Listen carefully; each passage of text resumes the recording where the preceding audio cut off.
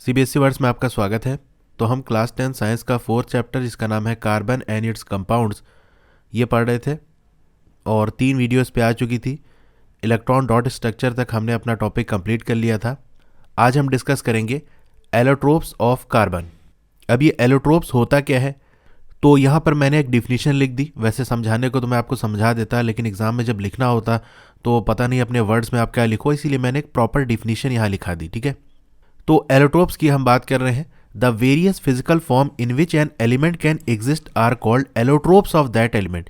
यानी किसी एलिमेंट के एलोट्रोप की अगर हम बात करें तो वो क्या होता है, उसके अलग अलग फिजिकल फॉर्म्स यानी अलग अलग रूप जिसके अंदर वो एलिमेंट एग्जिस्ट करता है। यानी एक एलिमेंट जितने तरीके के फॉर्म्स में एग्जिस्ट कर सकता है, जितने उसके रूप हो सकते हैं, वही उसका एलोट्रोप कहलाएगा। अब ये बात आपको ध्यान रखनी है कि एलोट्रोप्स के अंदर जो एटम होंगे वो सिंगल एलिमेंट के होंगे, जिसका एलोट्रोप होगा उसी के एलिमेंट होंगे।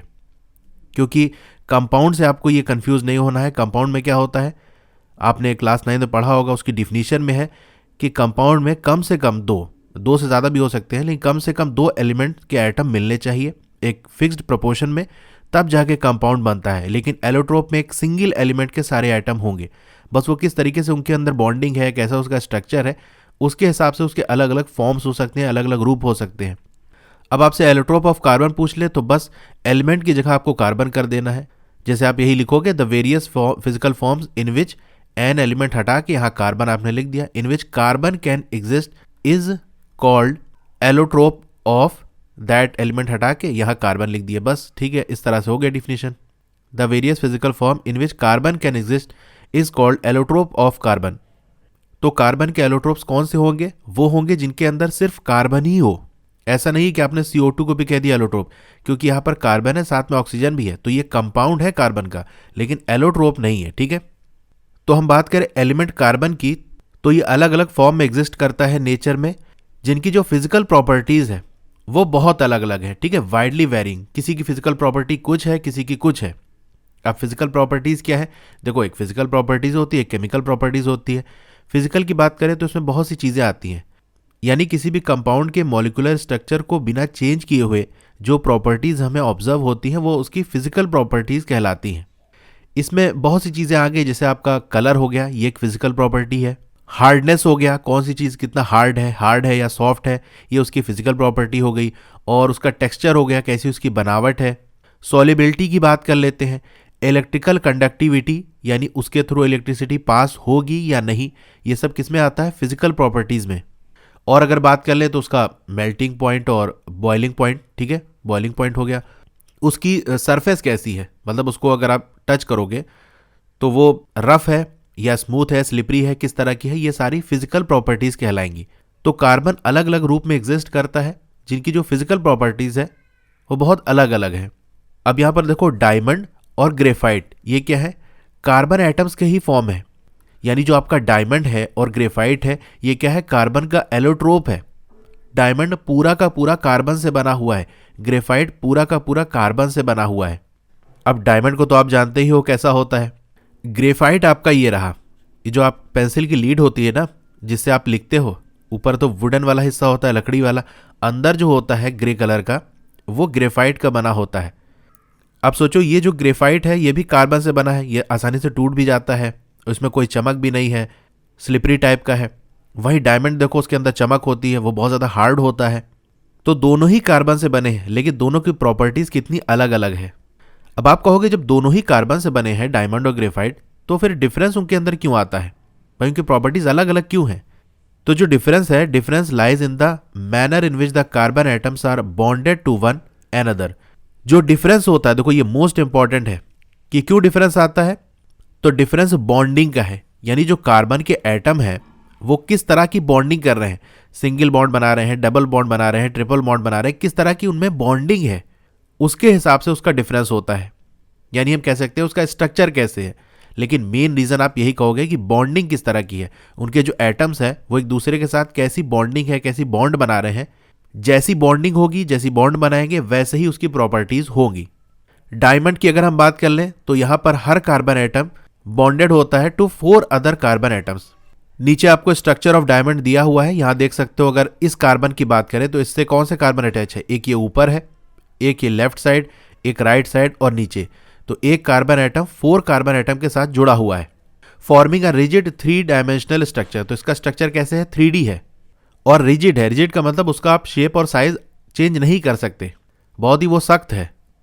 ये आप देख सकते हो डायमंड का स्ट्रक्चर है 3 डायमेंशन में, इस तरह से एक 3D शेप बनाता है। अगर आप देख सकते हो ये वाला जो कार्बन है बीच वाला, ये किससे कनेक्टेड है, एक ऊपर है, एक लेफ्ट साइड, एक राइट साइड और एक ये इधर सामने की तरफ, ठीक है।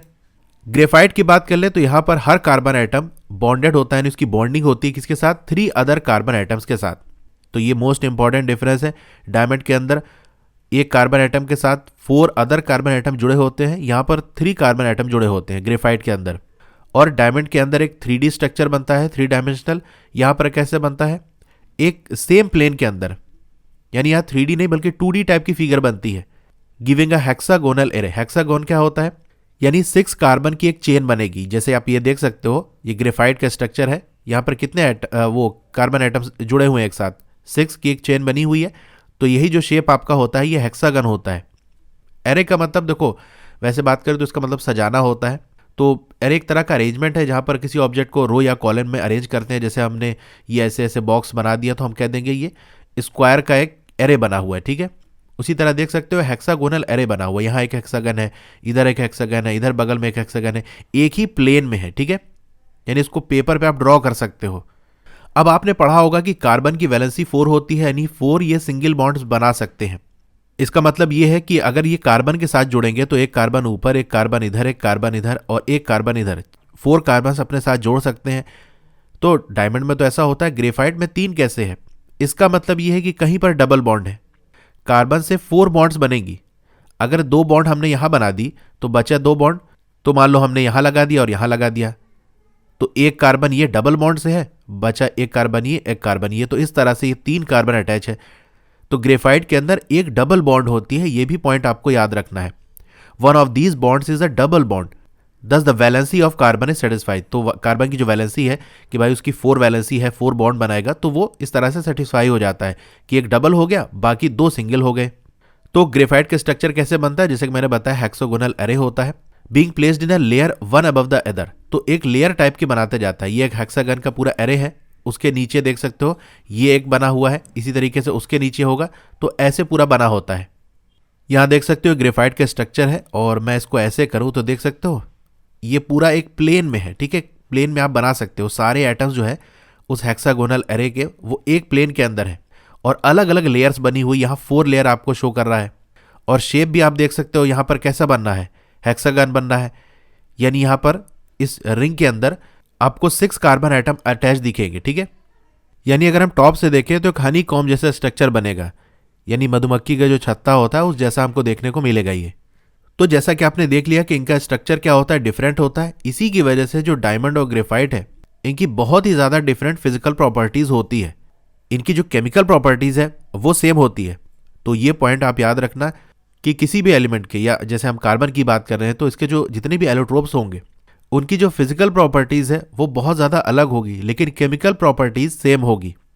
क्योंकि केमिकल प्रॉपर्टीज़ कैसे डिफाइन होती है, उस एलिमेंट के हिसाब से डिफाइन होती है। तो एलिमेंट तो हमारा नहीं बदलना है, दोनों में ही कार्बन है, लेकिन स्ट्रक्चर के हिसाब से उसकी फिजिकल प्रॉपर्टीज़ चेंज हो जाती है।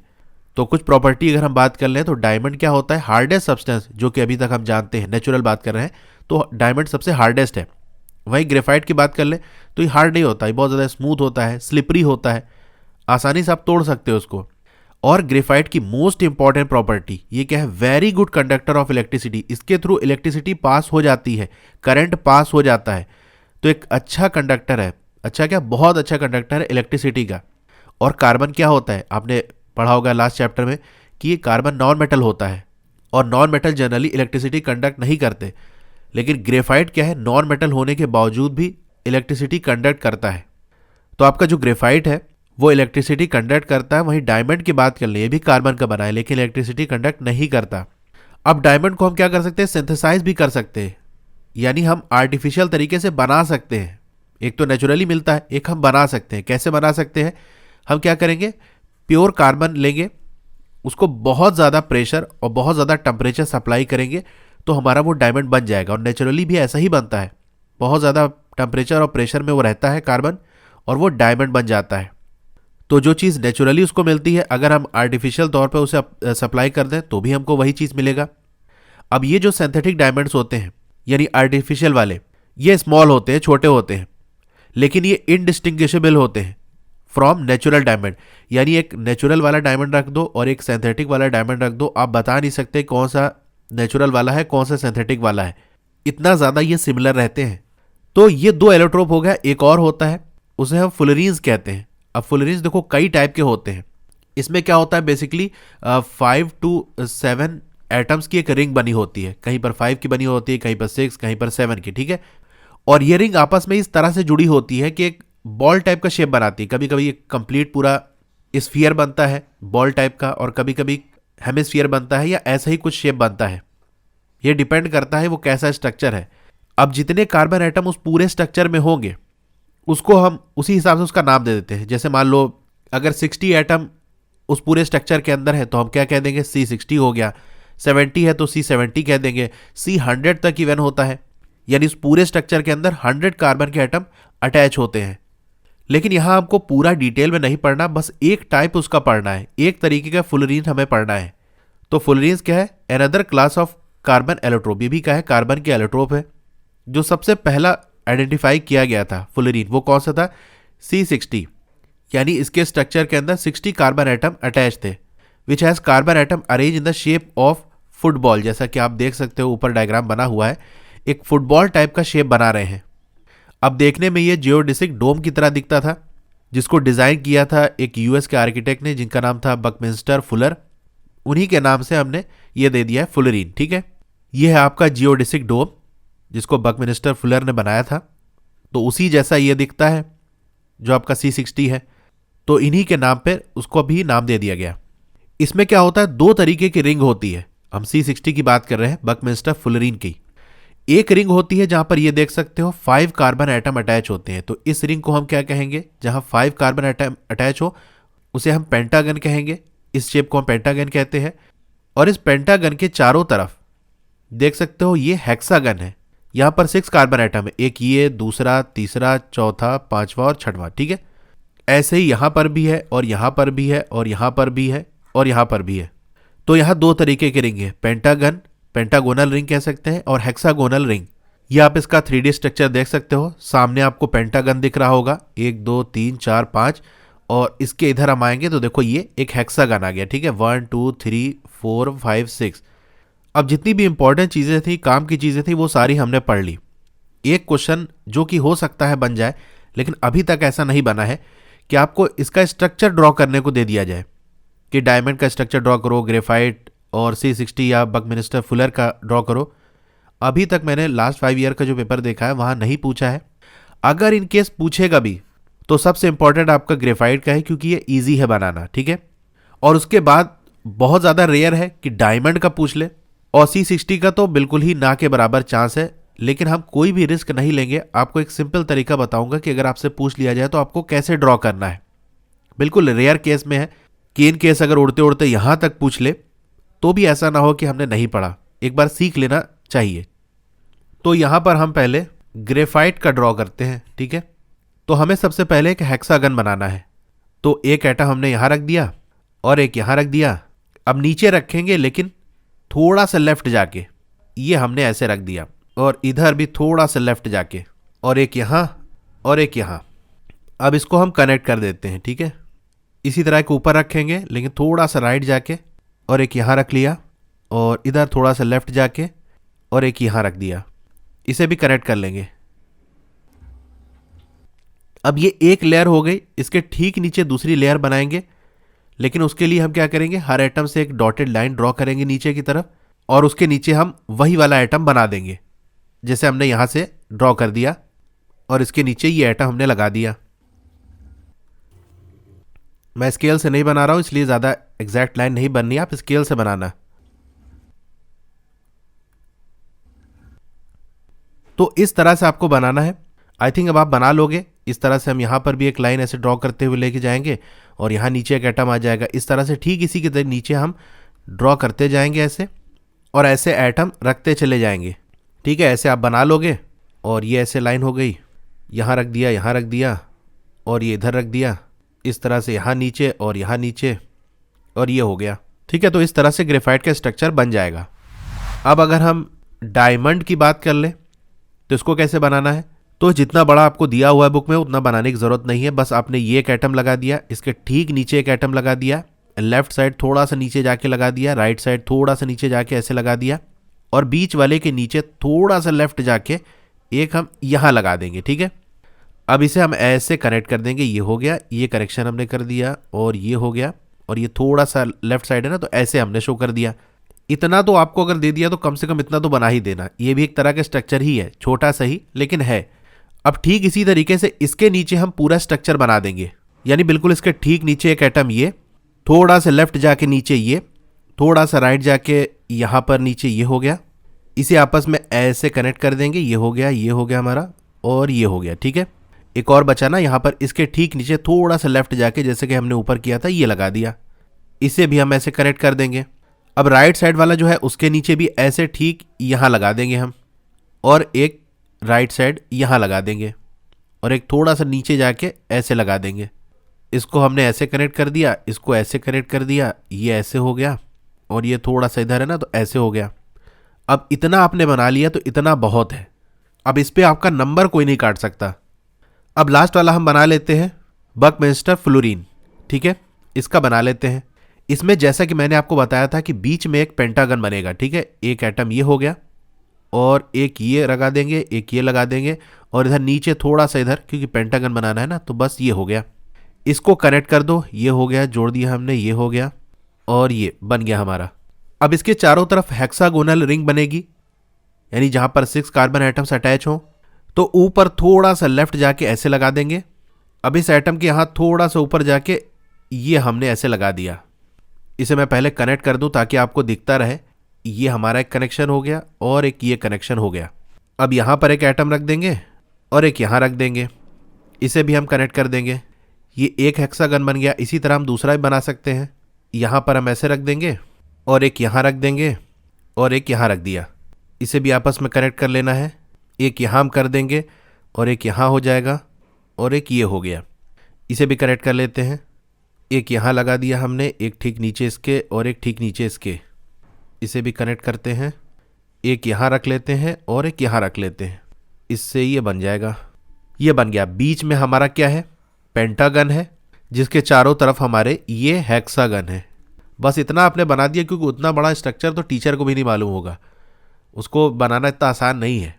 तो बस इतना भी आपने शो कर दिया ना। वैसे मुझे नहीं लगता ये पूछेगा, बहुत रेयर केस में अगर आ गया तो मैंने बता दिया, और इससे ज़्यादा कोई बना भी नहीं पाएगा। इतना ही बना दे बहुत है। तो ये स्ट्रक्चर आप तब प्रैक्टिस करना, खासतौर से ग्रेफाइट और डायमंड का भले ही कर लेना, थोड़ा इजी है, लेकिन इसका तब करना जब आपको पूरा अच्छे से साइंस तैयार हो गया कि अब कुछ पढ़ना नहीं है, सब कुछ तैयार हो गया। अब क्या करें, तब ये कर लेना कि इसे तैयार कर लेना। लेकिन मेरा काम था बताना, तो मैंने बता दिया। तो आज का टॉपिक यहीं एंड होता है। और भी वीडियोज़ अगर आपको देखनी है तो डिस्क्रिप्शन में प्लेलिस्ट का लिंक आपको मिल जाएगा, वहाँ से देख सकते हो। और भी सब्जेक्ट का लिंक है, देख सकते हो। या आप क्या करना, चैनल को ओपन करना, यूट्यूब पे सर्च करना CBSE वर्ड्स, डी के आगे Z लगाना है आपको, लोगो पे या फिर जहाँ पर लिखा हुआ है CBSE वर्ड, उस पर क्लिक करोगे तो चैनल ओपन हो जाएगा। वहाँ आपको टॉप पे होम, फिर वीडियो, फिर प्लेलिस्ट लिखा होगा। प्लेलिस्ट पे आप क्लिक करोगे, स्क्रॉल डाउन करोगे तो क्लास 10th वाला सेक्शन आ जाएगा। ठीक है, CBSE क्लास 10th, उसके नीचे सारी प्लेलिस्ट आपको मिल जाएगी। और नीचे आओगे तो एक और सेक्शन आपको क्लास 10 मैथ्स करके होगा, एक्सरसाइज एग्जाम्पलर, यानी मैथ्स की चैप्टर वाइज प्लेलिस्ट आपको उस सेक्शन के अंदर मिल जाएगी। चैप्टर 1, चैप्टर 2, इस तरह से करते हुए जिस चैप्टर की आपको वीडियो देखनी है वहाँ से आप देख सकते हो। तो आपको ये वीडियो कैसी लगी कमेंट करके ज़रूर बताइए। अच्छी लगी हो तो लाइक करिए, और अगर आप चैनल पर नए हैं तो सब्सक्राइब ज़रूर करिए। मिलते हैं फिर अगली वीडियो में। Thank you.